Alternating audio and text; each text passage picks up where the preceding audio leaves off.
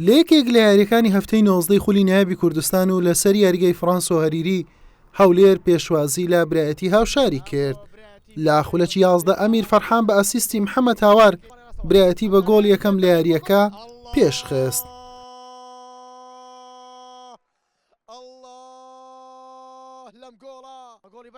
کوڕانی خاوەن ماوە زۆر هەوڵیاندا زوو ئەنجامەکە یەکسان بکەنەوە، بەڵام ستونی گۆڵ و محەممەد یاسینی گۆڵپارێز بوونە بربەستی سەرەکی. سەوز پۆشەکانی برایەتیش دەستەوەستان نەبوون، هەوڵەکانیان بۆ زیادکردنی جیاوازیەکە بوو.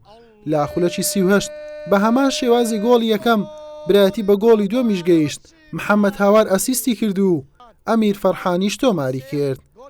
هەرچەندە دەرفەت هەبوو گۆڵی زیاتریش بەرهەم بێت، نیوە یەکەم هەر ئەم دوو گۆڵەی بۆ برایەتی لەخۆگرت بوو.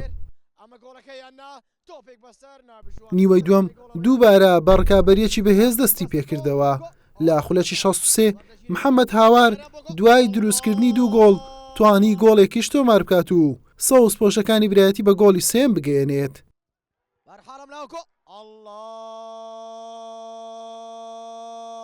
هەولێر لە هەوڵدا بوو بگەڕێتەوە بۆ کەشی یاریەکە.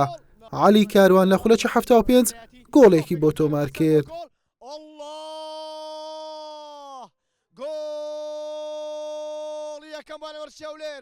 لە دوا خولەکی یاریەکە و بە ئەسیستێکی نایابی بۆتان دەهام ئاکام ئارام گۆڵی چوارەمیشی بۆ برایەتی زیاد کرد و کۆتایی بە هەموو شتێک هێنا، برایەتی بە 4 گۆڵ بەرامبەر گۆڵێک لە هەولێری بردەوە.